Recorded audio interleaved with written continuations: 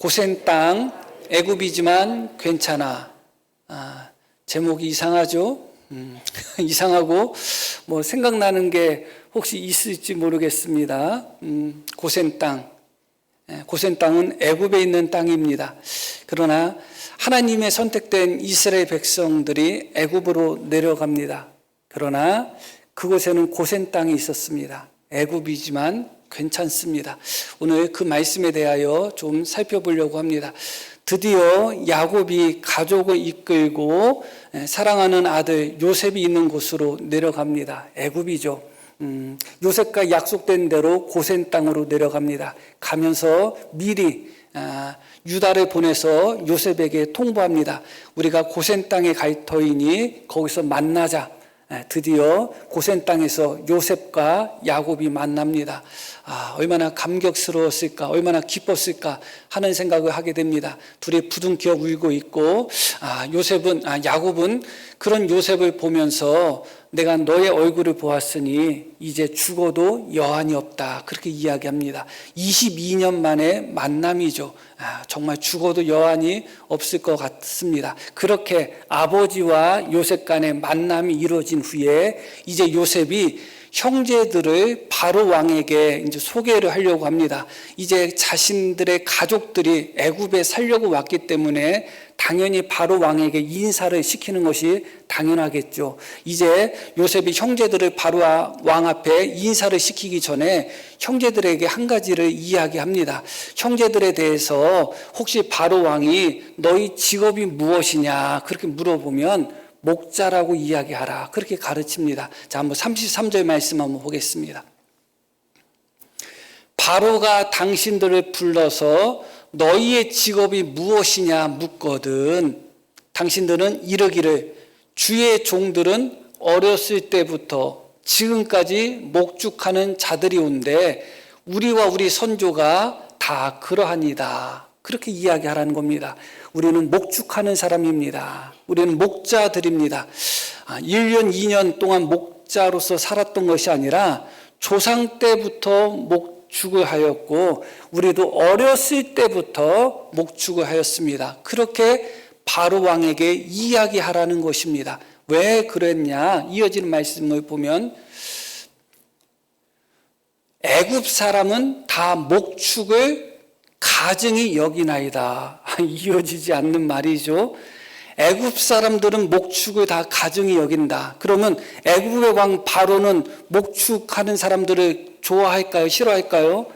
당연히 애굽의 왕 바로도 목축하는 사람들을 가증히 여기고 혐오하겠죠. 그런데 그런 애굽의 왕을 만나면서 우리는 목축하는 사람입니다. 그것도 어렸을 때부터 했던 사람입니다. 그리고 우리 선조부터 지금까지 대대로 목축을 하였습니다. 그렇게 이야기하라는 거예요. 이해가 안 가죠. 오히려 속여야지 되지 않겠어요? 최소한 속이지는 않아도 이렇게까지 자세히 이야기할 것이 무엇이 있겠어요? 너희 직업이 뭐냐? 목축입니다. 아이고 할 게 없어가지고 목축했어요. 애굽에는 할 게 많으니까 안 해도 됩니다.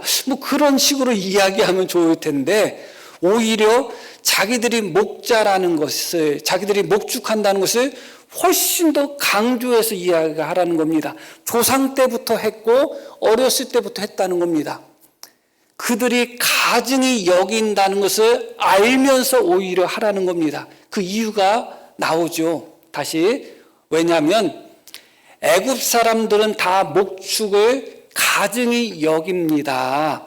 그러므로 당신들이 고센 땅에 살게 되리이다. 이렇게 이야기합니다. 다시 말씀드리면 애굽 사람들은 목축하는 사람들을 가증히 여기기 때문에 그들과 상종하지 않는다 그겁니다. 가까이 하지 않는다는 겁니다. 그렇기 때문에 형님들이 고센 땅이라는 곳에서 분리되어서 애굽 사람과 구별되어서 그곳에 살게 될 거라는 것입니다. 요셉과 형제들 또한 야곱은 비록 애굽에 내려갔지만 애굽에서 성공하겠다, 애굽에서 부귀영화를 누리겠다, 애굽에서 온갖 즐거움을 다 경험하겠다, 그것이 목적이 아니잖아요. 애굽으로 내려가지만 어쩔 수 없는 상황 속에서 애굽으로 내려가지만 애굽 백성으로 살 수는 없는 거잖아요. 하나님의 백성으로 부귀 영화를 누리며 사는 것이 아니라 하나님의 백성으로 때로는 불편하더라도 하나님의 백성으로 성별되게 구별된 삶을 살아야 되는 것이죠. 그러기 위해서 비록 애굽 사람들이 목축이라는 직업을 가진 형님들을 가증히 여기고 혐오하고 멸시한다 할지라도 그것으로 인하여 고센 땅이라는 곳에서 애굽 사람들과 구별되게 애굽 사람들과 성별되게 살 수 있기 때문에 그렇게 이야기해야 됩니다. 그렇게 요셉이 이야기하고 있는 것입니다. 중요한 것은 애굽 땅에 내려간다 할지라도 그곳에서 구별된 장소에서 이스라엘 백성들이 구별되게 산다면 괜찮은 것입니다. 그것이 바로 고센인 것이죠. 바로가 요셉의 형제들에게 직업을 묻는 이유가 사실은 거기에 있는 겁니다. 바로는 요셉에게 너무나 큰 은혜를 입은 사람입니다. 그렇기 때문에 이 바로는 요셉을 아버지처럼 생각했어요. 나이는 아마 요셉이 어렸겠죠. 요셉을 위해서라면, 요셉의 가족을 위해서라면 다 줄 수 있는 사람이 바로입니다. 그래서 바로가 요셉의 형제들에게 직업이 무엇인지, 잘 할 수 있는 일이 무엇인지를 물어보고 그들에게 애굽에서 좋은 자리, 좋은 혜택을 주기 위하여 직업을 물어보는 것입니다. 요셉은 이미 그것을 다 간파한 것이죠. 바로가 당신들에게 직업을 물어보면 어렸을 때부터 목축하였고 조상 때부터 목자였다는 것을 반드시 이야기해야 됩니다. 그렇게 이야기하는 겁니다. 그래야지 고센 땅에서 구별되게 산다는 것입니다. 애굽의 주류 사회에 편입해서 그들과 함께 동화되며 애굽 백성으로 사는 것이 아니라 비록 애굽에 내려갔다 할지라도 이스라엘 백성으로 하나님의 백성으로 그들의 정체성을 지키며 고센 땅에서 그들은 구별된 삶을 살아야 되는 것입니다. 그것이 요셉이 생각할 때 훨씬 더 중요했던 것이고 야곱이 생각할 때도 훨씬 더 중요했던 겁니다. 애굽의 부귀 영화, 애굽의 성공이 아니라 애굽에서 구별되게 사는 것, 애굽에서 성별되게 사는 것. 예수님을 믿는 사람이 세상에서 성공하는 게 어려울 것 같아요? 아니면 예수님을 믿는 사람이 세상에서 거룩하게 사는 게 어려울 것 같아요? 예수님을 믿는 사람이 세상에서 거룩하게 사는 것이 훨씬 더 어렵습니다. 그럼에도 불구하고 우리는 훨씬 더 어려운 거룩하게 살려고 하는 노력보다 성공하려는 노력을 훨씬 더 많이 하죠. 그러다 보니까 예수님을 믿지만 세상에서 믿는 자답게 살지 못하고 성별되고 구별된 자답게 살지 못하는 그런 부족한 모습이 우리에게 나타나는 것입니다. 이렇게 요셉이 할 수밖에 없었던 이유가 있어요. 왜냐하면 형제들이 가나안 땅에 살 때, 가나안 땅은 약속의 땅입니다. 하나님이 선택하신 땅이죠. 그렇게 하나님이 선택하신 약속의 땅인 가나안 땅에 살 때조차도 형제들은 가나안 족속의 영향을 받으면서 살았습니다. 가나안 백성처럼 그렇게 살았습니다. 오히려 형제들은 가나안에 살지만 하나님의 백성으로 거룩하게 살았어야 되는데 오히려 가나안 백성과 다를 바 없이 그런 삶을 살아갔단 말이죠. 그런 형제들이 애굽에 내려오면 말할 것도 없죠. 애굽에 내려오면 더 애굽 백성처럼 살지 않겠습니까? 그렇기 때문에 요셉은 어쩔 수 없이 고센 땅이라는 곳에 구별되게 분리되게 살도록 이런 제안을 하게 된 것이죠. 우리가 가나안 땅에서 형제들의 모습을 다 살펴보면 좋은데 다 살펴볼 수는 없고 38장 한번 말씀 한번 보겠습니다. 이 38장 말씀은 유다에 관한 말씀인데 유다는 예수님의 조상입니다. 그리고 이스라엘 12지파 중에 가장 대표적인 지파고 야곱의 12명의 형제 중에 요셉과 거의 쌍벽을 이루는 그런 훌륭한 그런 사람이다. 그렇게 기억하시면 됩니다. 그 유다에 관한 이야기고 가나안 땅에서 유다가 어떻게 살았는지 이 모습을 우리가 살펴보게 되면 이스라엘 백성들 요셉의 12명의 형제들, 요셉을 빼면 11명의 형제들이죠. 그들이 가나안 땅에서 어떻게 살았는지를 보여주는 것입니다. 자, 1절 말씀을 보면 이렇게 말씀이 나옵니다. 그 후에 유다가 자기 형제들로부터 떠나, 이미 다 배운 말씀입니다. 자기 형제들로부터 떠났다는 겁니다. 그래서 어디로 갔냐? 내려가서 아둘람 사람 시라와 가까이 하였다. 아둘람 사람 시라는 가나안 사람입니다. 가나안 땅은 약속의 땅이지만 가나안 족속은 약속의 족속이 아니죠. 가나안 백성은 멸망받아야 될 백성들입니다. 그런데 유다가 자기 형제들, 이스라엘 민족, 이스라엘 조상이 될 자기 형제들을 떠나서 가나안 사람, 아둘람 사람 시라와 가까이 하였다. 이렇게 말씀이 시작됩니다. 이어지는 말씀도 보면 유다가 거기서 가나안 사람 시라를 가까이 하면서 거기서 가나안 사람 수아라 하는 자의 딸을 보고 그를 데리고 동침하니, 이 수아라는 여인과 결혼했습니다. 근데 수아라는 여인은 어디 사람이냐? 가나안 사람이에요.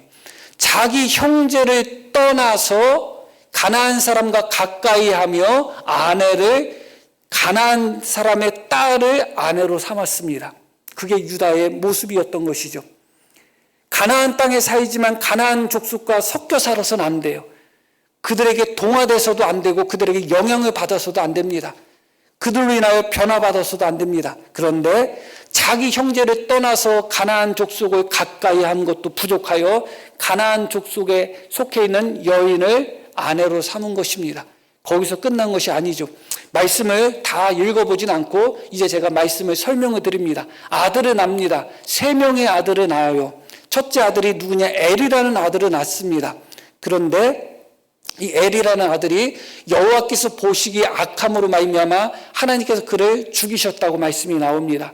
지난번에도 말씀드렸듯이 하나님께서 개인을 멸하신 것, 개인을 심판하신 것은 첫 번째입니다. 하나님께서 개인이 악함으로 말미암아 심판하여 죽은 사람 중에 첫 번째가 누구냐? 유다의 첫 번째 아들이 하나님 보시기에 악하여 그를 죽이셨다고 나오는 것이죠. 얼마나 악했으면 지금까지 한 번도 하나님은 개인을 심판의 대상으로 삼아서 개인을 죽이셨다는 말씀이 없는데 유다의 아들이 첫 번째 케이스가 돼버린 거예요. 그러다 보니까 그때 당시에 유다의 아들 엘은 다말이라는 여인과 결혼한 상태입니다. 과부가 되었죠. 과부가 된 상태에서 아들이 없는 상태에서 과부가 되었기 때문에 기업을 물어야 됩니다. 동생이 형수와 결혼해서 형의 대를 이어가야 되는 책임이 있습니다. 그 동생이 누구냐? 오난이라는 자입니다. 이제 유다가 이야기하죠. 내 형이 일찍 죽었으니, 아들 없이 죽었으니 내가 형수에게 들어가서 너의 형을 위해서 기업을 이어줘라. 그렇게 부탁을 합니다. 그리고 오난이 자기 형수와 잠자리를 하는데 다 알고 있는 이야기죠. 이 오난이 어떤 짓을 해요? 형수와 잠자리는 하지만 형의 기업을 이어주는 것이 싫어가지고, 그러면 아버지 재산을 나누어야 되니까, 제가 얼마 전에 이상하다고 해야 되나요? 산부인과가 아니라 비뇨기과 의사가 정관 수술을 하면 좋은 이유 하면서 설명한 영상을 제가 봤어요. 그런데 몇 가지 이야기하는데 마지막에 무엇을 이야기하냐면 아내의 입장에서요. 내가 일찍 죽었는데 남편이 결혼해가지고 자식을 낳으면 부인의 자식, 원래 내 자식과 남편이 새 장가들어서 결혼한 자식하고 재산을 나누어야 되기 때문에 남편을 정관수술 시켜야 된다는 게요. 이게 의사가 하는 말이에요. 의사가 참 진짜 다른 사람이 했다면 좀 이해가 가는데 의사가 그런 이야기하면서 대단한 이야기를 하는 것처럼 이야기하는 거예요.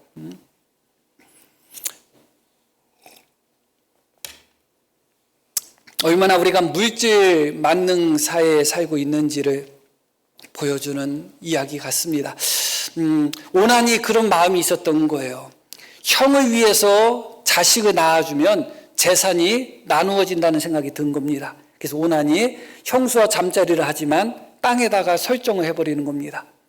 몇 번 그렇게 하는 거예요. 그래서 하나님이 그것을 보았을 때 악하게 보셔가지고 오난도 죽인 겁니다. 하나님이 개인을 죽이신 첫 번째가 누구였냐?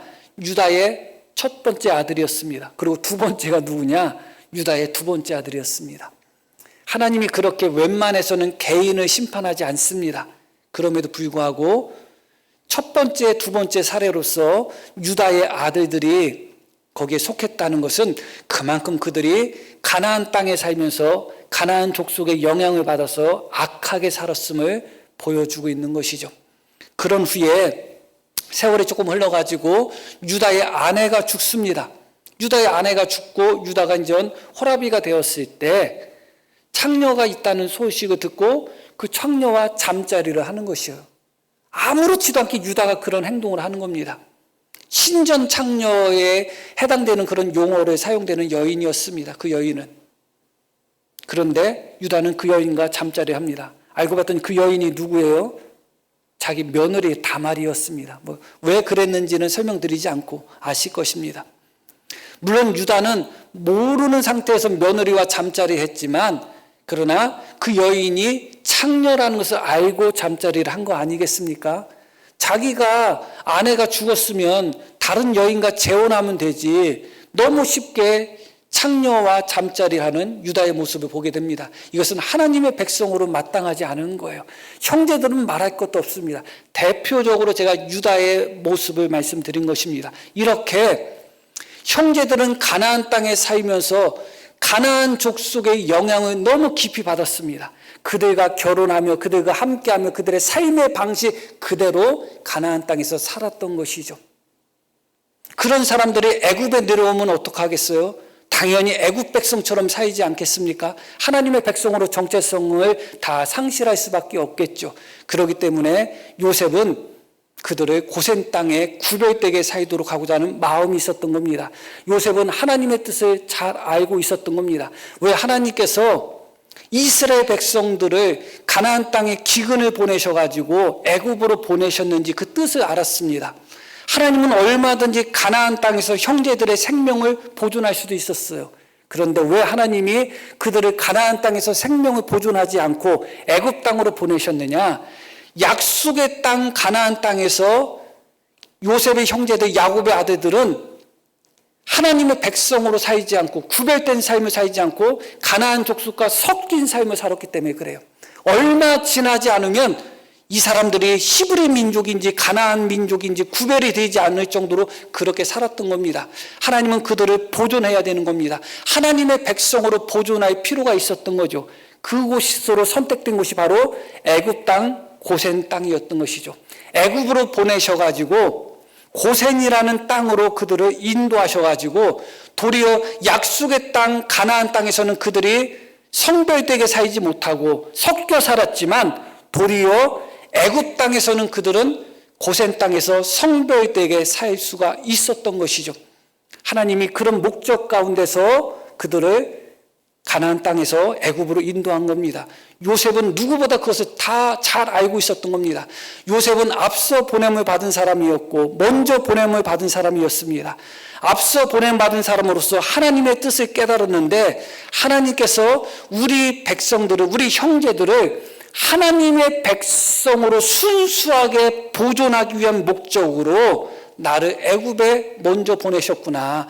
그러므로 내가 우리 형제들을 애굽의 총리라는 지위를 이용해 가지고 이 형제들을 애굽의 주류 사회에 편입시키고 애굽의 삶의 방식대로 살게끔 하면 안 되겠구나. 요셉은 그것을 알고 있었던 거죠. 그래서 요셉이 형제들에게 당부하는 것입니다.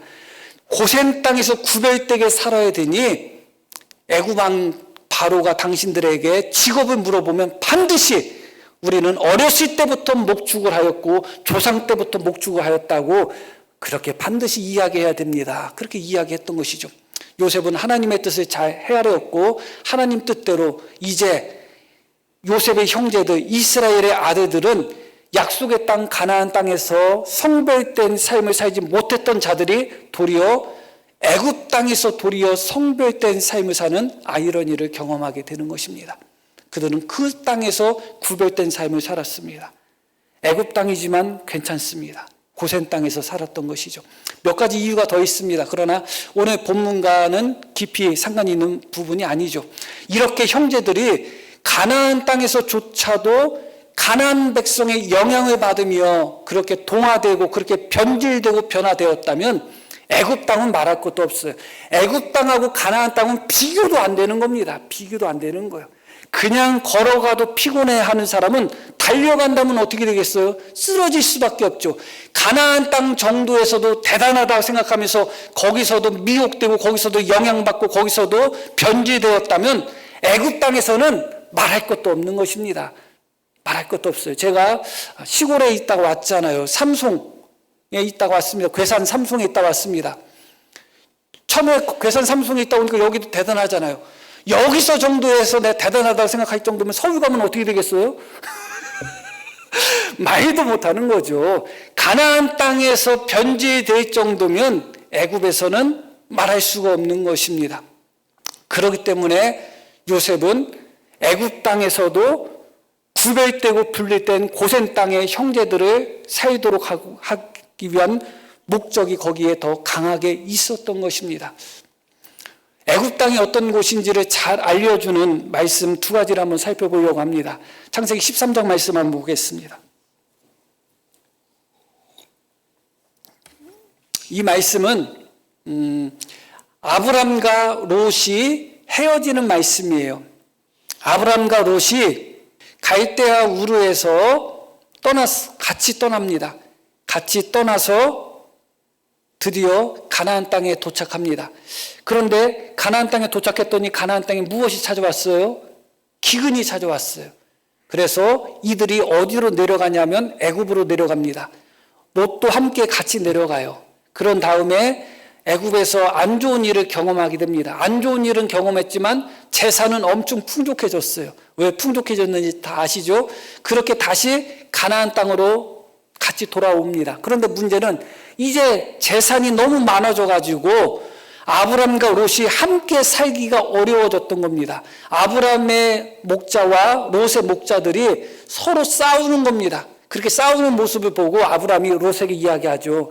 야, 우리가 혈육인데 같은 핏줄인데 싸워서는 안 되겠다. 차라리 그냥 싸우면서 같이 살 바에야 우리가 서로 헤어지는 것이 좋겠다 하면서 아브라함이 삼촌이거든요. 삼촌임에도 불구하고 조카인 롯에게 선택권을 먼저 줍니다.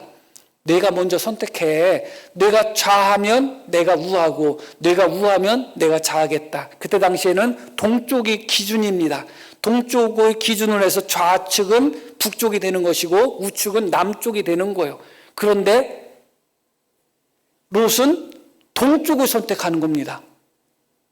좌우를 선택하지 않고 옆에 쪽을 선택해버리는 거예요. 동쪽을 선택해버리는 거예요. 앞쪽을 선택해버렸습니다. 왜 롯이 자기 삼촌이 좌하든 우하든 선택하라고 했을 때 선택권을 양보하지도 않았고 또 좌나 우를 선택하지도 않고 다른 방향을 선택했는지 이 말씀에 나옵니다. 자, 내 앞에 온 땅이 있지 아니하냐. 나를 떠나 가라. 내가 좌하면 나는 우하겠고 내가 우하면 나는 좌하리라. 이에 롯이 눈을 들어 요단 지역을 바라본 즉 소알까지 온 땅에 물이 넉넉하니 여호와께서 소돔과 고모라를 멸하시기 전이었으므로 여호와의 동산 같고 애굽 땅과 같았더라. 왜 좌나 우를 선택하지 않고 요단 동쪽을 선택했냐면 여호와의 동산과 같고 애굽 땅과도 같았다는 겁니다. 동격이에요. 여호와의 동산과 애굽 땅이 동격이라는 것을 기억하셔야 돼요. 애굽 땅은 롯에게는 여호와의 동산처럼 보이는 거예요. 어떤 사람에게는 이 세상이 천국처럼 보이는 사람이 있어요. 우리 교회 성도님들도 그런가요? 여기가 천국이 하는 사람이 있어요. 놀 거 많지, 즐길 거 많지, 인간의 모든 오감과 쾌락을 만족시킬 것이 이 세상에 얼마나 가득해요. 돈하고 건강만 있으면 세상이 천국처럼 느껴지죠.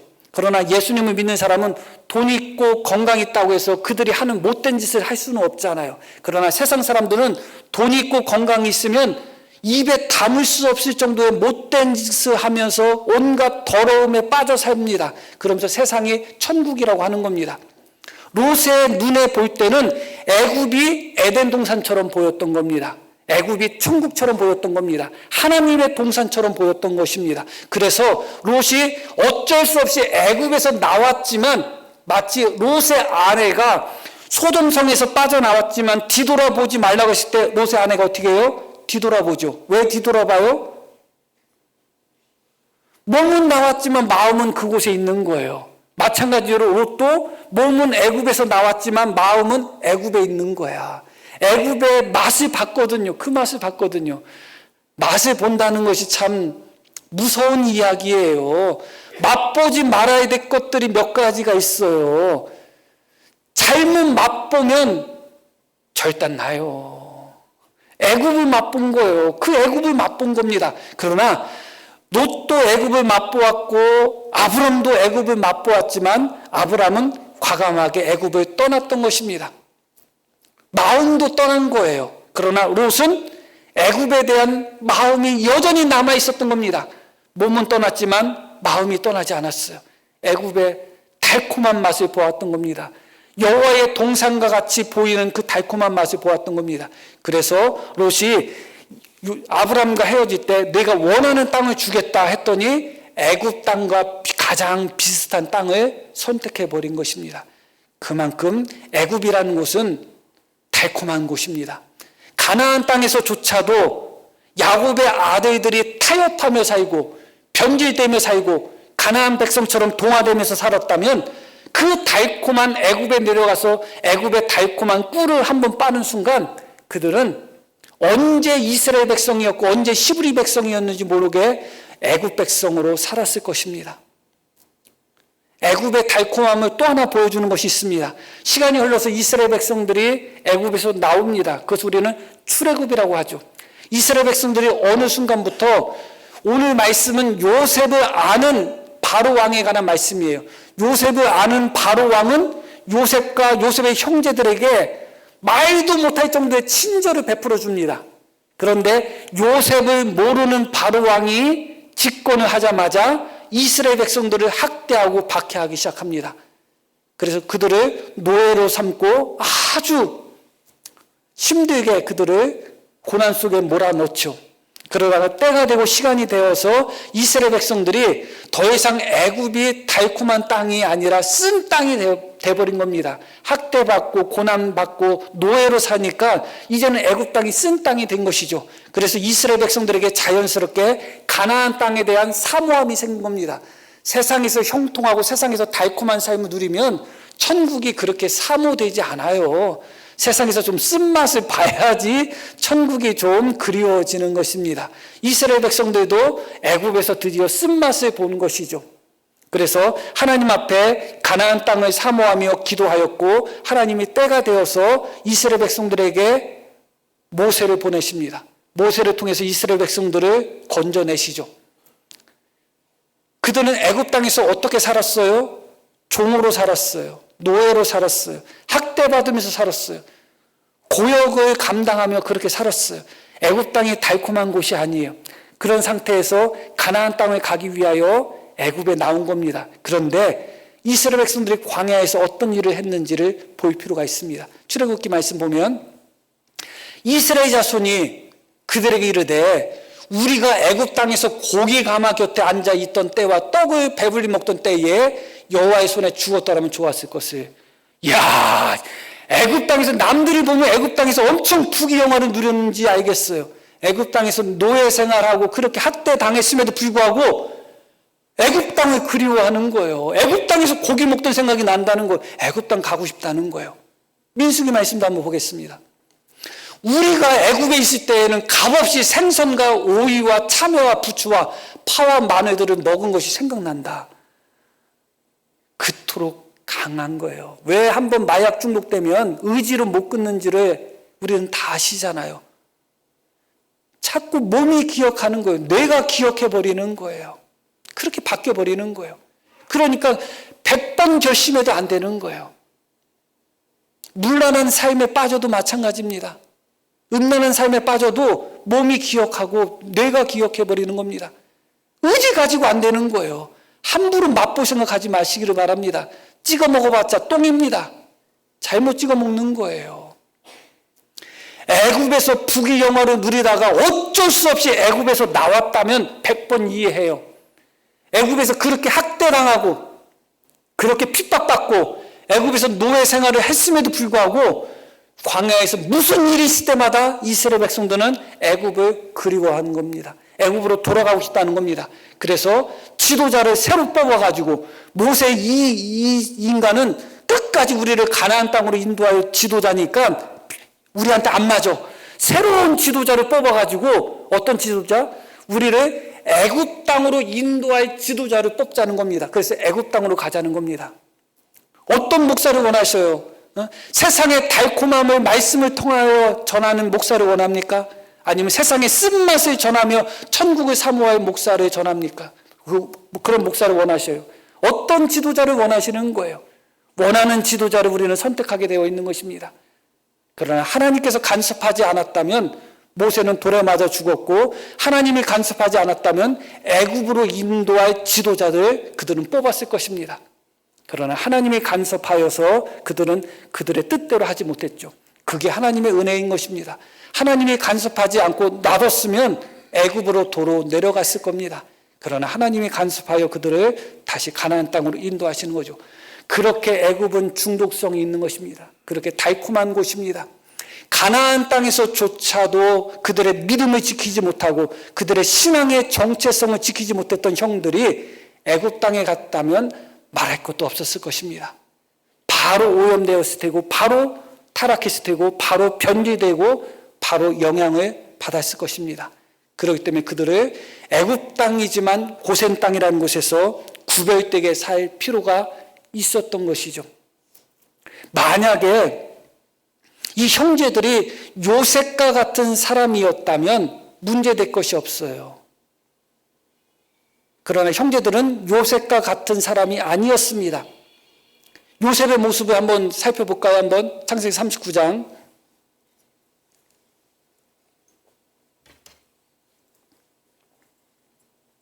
그 여인의 집 사람들을 불러서 그들에게 이르되, 보라, 주인이 히브리 사람을 우리에게 데려다가 우리를 희롱하게 하는도다. 뭐라고 이야기하냐? 이 사건은 요셉이 종으로 있을 때 보디발의 아내에게 모함당하는 사건이에요. 보디발의 아내가 요셉을 뭐라고 불렀냐? 앞부분 다시 봐요. 그 여인의 집 사람들을 불러서 그들에게 이르되, 보라, 주인이 히브리 사람을 우리에게 데려다가. 요셉을 뭐라고 불러요? 히브리 사람이라고 부릅니다. 요셉은 보디발의 집에서 종살이 하면서도 그는 히브리인으로 종살이를 했던 겁니다. 41장 말씀도 봅니다.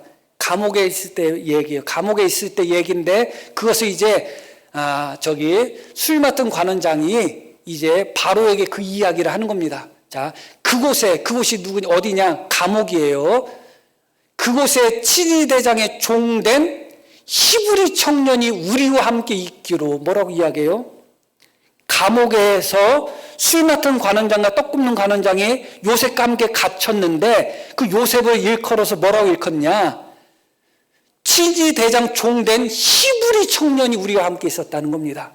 요셉은 감옥에서도 히브리 사람으로 살았던 겁니다. 그러고 나중에 이제 애굽의 총리가 되었죠. 43장. 이건 애굽의 총리가 된 후예요. 그들이 요셉에게 따로 상을 차리고, 이것은 형제들과 함께 이제 음식을 나누는 그런 자리인데, 음식을 준비하는 사람들이 어떻게 준비했냐? 요셉에게 따로 차리고 형제들에게 따로 차렸다.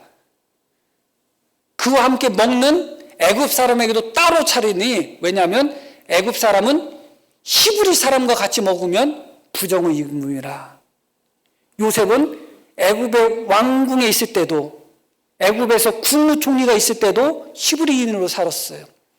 창세기에는 히브리라는 단어가 6번 나옵니다. 아브람에게 한 번 나옵니다. 히브리 사람 아브람 한 번 나오고 5번은 다 요셉과 관련해서 나와요.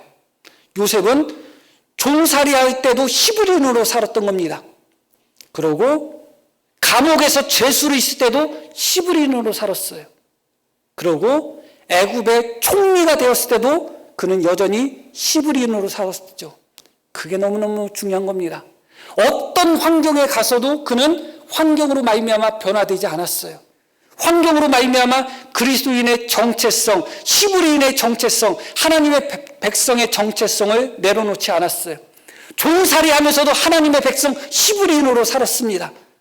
보디발의 아내가 유혹할 때 내가 어찌 하나님 앞에서 이런 악을 범할 수 있겠습니까? 술 맡은 관원장과 떡 굽는 관원장이 꿈을 꿨을 때 요셉은 뭐라고 했어요?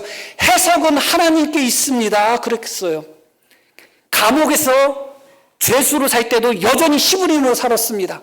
바로 앞에 설 때도 너는 모든 꿈을 다 해석하는 줄 안다 했더니 요셉이 뭐라고 해요?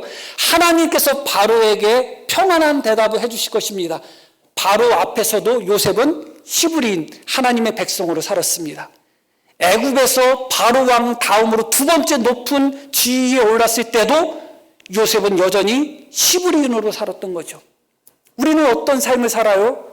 너무 어려우면 우리가 신앙생활 제대로 안 하는 핑계, 세상과 타협하는 핑계 중에 첫 번째가 너무 살기 어렵다는 거예요. 너무 어려울 때 우리는 그리스도인으로서의 정체성을 포기합니다. 그러나 요셉은 종으로 있을 때나 죄수로 있을 때나 히브리인으로 살았던 것입니다.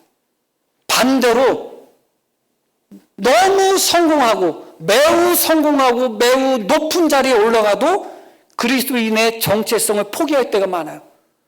어려워도 세상과 타협하고 잘 돼도 세상과 타협하고 적당하고 마침 맞으면 그때 가서 신앙생활 잘할까요? 그것도 어려운 것 같아요. 그게 우리의 모습이었고 형제들의 모습이었던 겁니다. 형제들이 만약에 요셉처럼 어느 곳에 있든지 종으로 팔려도 히브리인으로 살아가고 감옥에 갇혀도 히브리인으로 살아가고 애굽에서 가장 높은 부귀영화를 누리며 높은 자리에 올라가도 히브리인으로 자신의 신앙의 정체성과 믿음의 정체성과 하나님의 백성의 정체성을 지켜갈 수 있다면 아무 데서나 살아도 돼요. 고센탕에 구별되게 살 필요가 없어요. 만약에 우리 성도님들이 세상의 노래를 부르고 세상 사람들이 즐기는 거 죄악된 거 말고 같이 즐기면서 타락하지 않고 거룩하게 살 수 있다면 그래도 괜찮아요. 그러나 대부분 사람은 그러지 못합니다. 그러지 못해요. 그러다 보니까 더 철저하게 구별된 삶을 사는 게 더 좋아요. 그게 중요해요. 응? 술 먹는 친구들하고 만나서 나 술 안 마시면 되지. 안 마시면 돼요. 되는데 가지 마. 우리는 요셉이 아니에요. 우린 요셉이 아니야. 어느 순간 종으로 전락하면 그냥 종이 돼버리고 감옥에 갇히면 그냥 죄수가 돼버리고 총리가 되면 그냥 총리가 돼버리고 그렇게 타협하고 변화되고 변제되는 그런 모습이 우리의 모습이 아닌가 생각하게 되는 것이죠. 그렇게 우리는 요셉의 형제들뿐만 아니라 우리 모두는 그렇게 세상의 영향을 너무너무 쉽게 받을 수밖에 없는 자들이에요. 철저하게 구별된 삶을 살지 않는다면 만남도 예수님을 믿는 사람과의 만남을 더 많이 가지셔야 됩니다. 전도한다고 괜히 엉뚱한 사람 만나고 다니지 마요. 전도 한 명도 못하면서.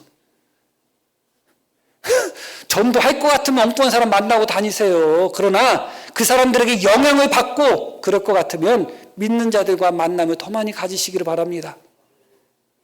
믿음 좋은 사람과 우리는 너무너무 쉽게 변하는 사람이기 때문에 그래요.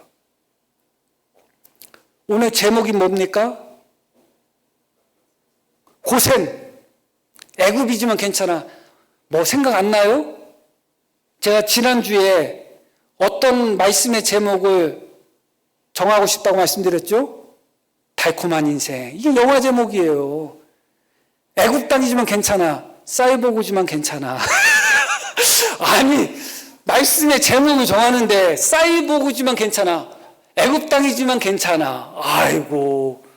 하나님의 말씀을 묵상하고 하나님의 말씀을 전하면서 하나님의 말씀에 대한 설교의 제목을 정하면서도 그렇게 영향을 받는 거예요.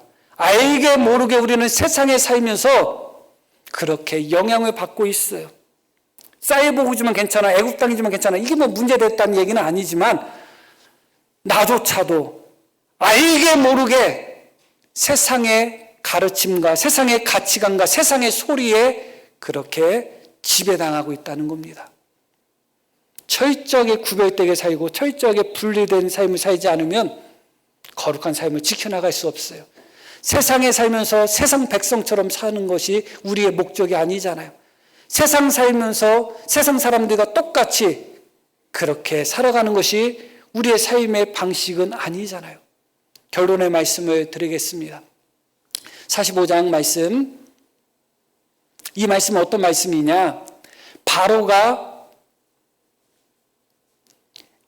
요셉의 모든 가족들을 가나안 땅에서 애굽으로 초청하면서 그 형제들에게 했던 말이에요. 바로가 어떤 말을 했냐?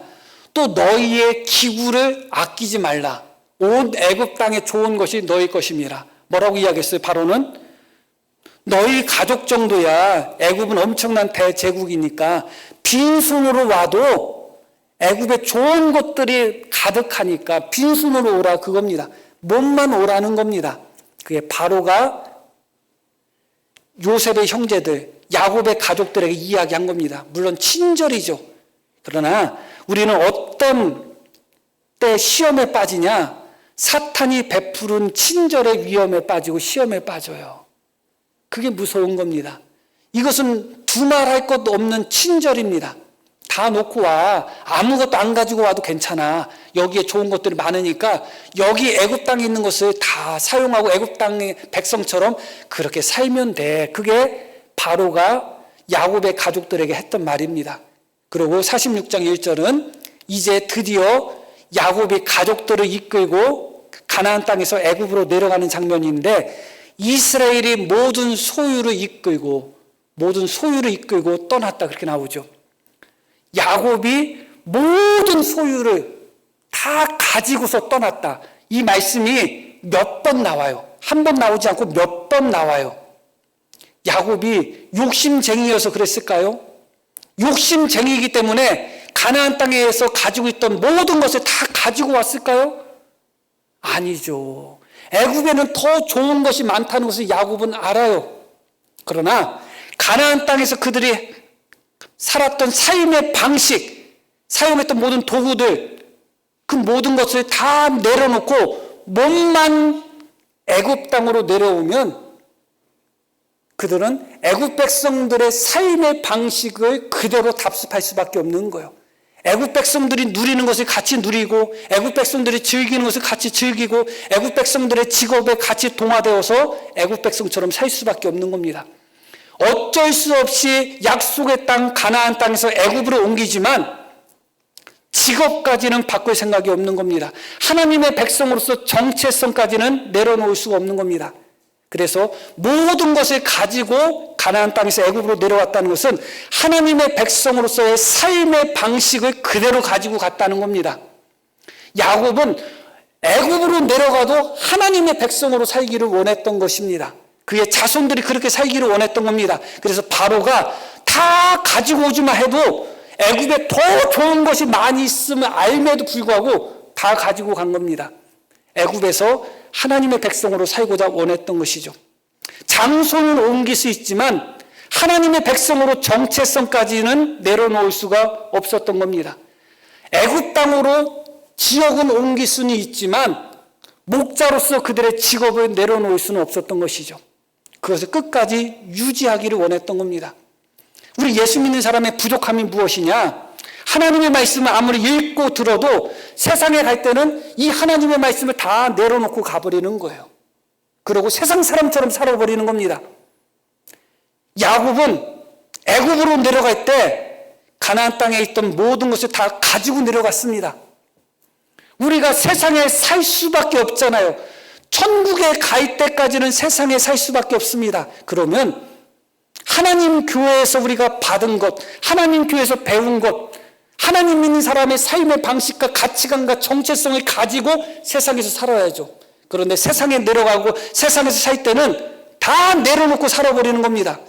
예수 믿는 사람의 정체성도 내려놓고 살고 하나님의 말씀의 교훈도 내려놓고 살고 다 놓고 가버리는 겁니다.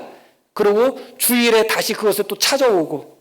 그래서 어떤 분이 그런 이야기 하잖아요. 예전에 부흥 강사한테 들었던 건데 후탁교인이 많다. 후탁교인. 후탁교인이 뭘까요?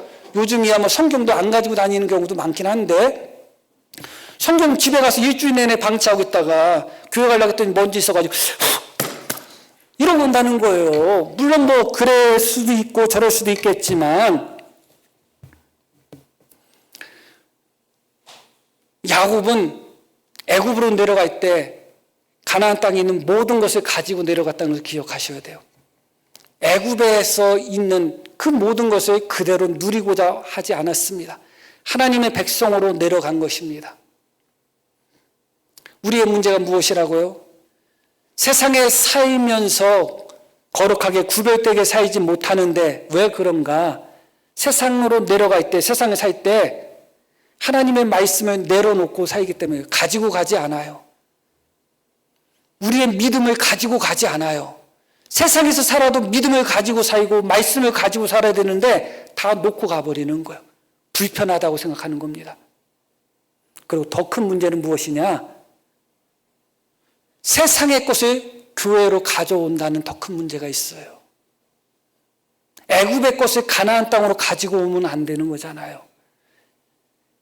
믿는 자의 삶의 방식과 가치관과 정체성을 가지고 세상을 살아야지 세상에서 배운 세상의 가치관과 세상의 교훈과 세상 사람들이 말하는 그런 소리들을 가지고 교회로 들어오는 겁니다.